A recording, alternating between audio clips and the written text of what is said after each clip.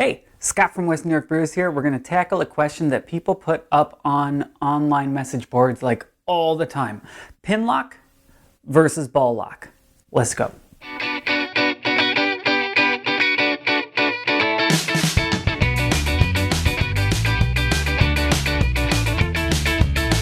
So I'm drinking a Pils Mafia.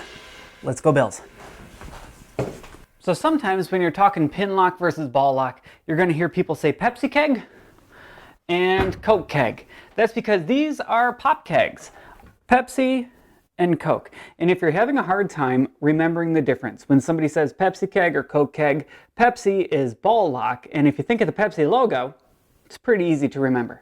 Why are they called ball lock and pin lock? Well, the ball lock is locked onto the post with balls, little ball bearings inside of that ball lock connector.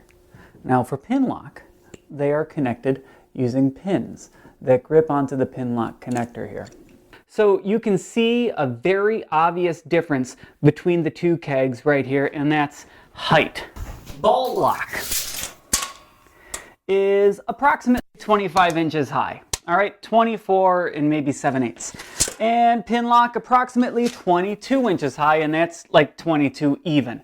Now if we're talking diameter, ball lock about 8 1/4, 8 1/2, and pin lock we have a full 9 inches.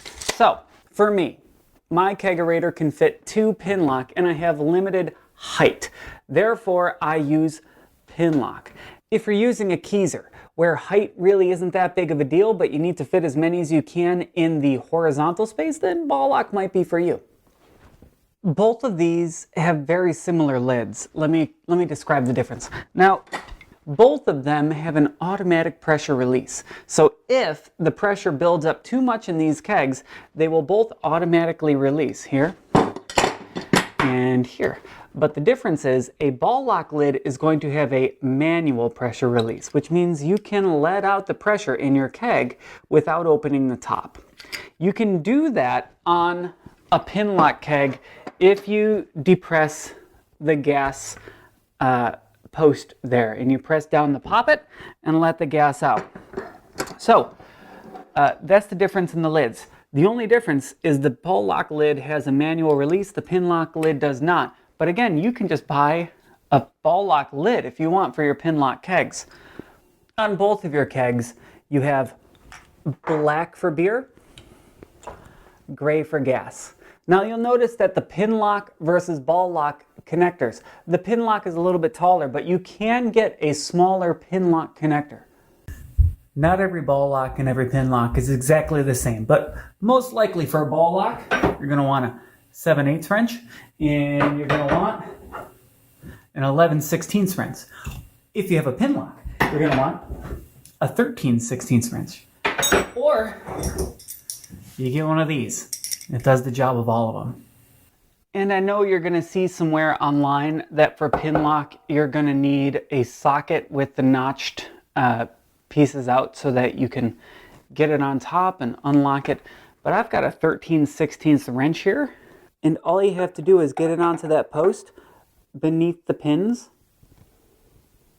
and you can easily turn it. I've been using pin lock for 9 years with this wrench. That's why it's labeled with my blue tape, so I know where it is without having to even look at it. I just grab the blue wrench, and that's my keg wrench. So when looking up the differences between ball lock and pin lock online, one of the articles that comes up is the Homebrew Finds article. And if you're not following Homebrew Finds, oh my gosh, you should be following Homebrew Finds. They mention one accessory that is made primarily for ball lock, but everything else is almost exactly the same. Ball lock versus pin lock, you're really looking at size. What size works for you? Here's the one accessory. It's a carb cap. If you're using a carb cap with a plastic bottle to quick carb any of your beer, so you're throwing in your fermented beer into a plastic bottle and you are throwing the carb cap on there and using your ball lock gas onto there, shaking it up and carbing some beer quickly, you might need ball lock for that. For everything else, it's one or the other. It really doesn't matter. I use the threaded MFL connectors on here. So all of my lines have a flared end, so I can connect them to ball lock or pin lock for either keg, including Sankey. I have MFL connectors on my Sankey keg tap, and everything can be connected together very easily. Doesn't matter. Sure, pin lock is cheaper, but it's not by a lot. So, it comes down to, do you need wider or narrow, tall versus short, and which one is easiest for you to get? So I'm sorry I can't end this with the clear ball lock versus pin lock, but I hope that after all this you have a better understanding of what works for you. If you have a question, please email me, scott@wnybrews.com. If you just want more measurements, I'll give you more measurements. If you want to know length of the dip tubes or anything like that, email me and I'll let you know. But what it comes down to is what works best for your situation. I'm pin lock because that's what I found first, and it works great for my kegerator situation, which has limited height but can fit 2 of either. I went with the shorter one. As always, this is West New York Brews. I can't tell you how much it means to me that people are actually watching these videos. So thank you for subscribing. Thank you for watching. Thank you for liking the videos. If it's useful to you and you want to pass it on to somebody else, I mean, that would be huge.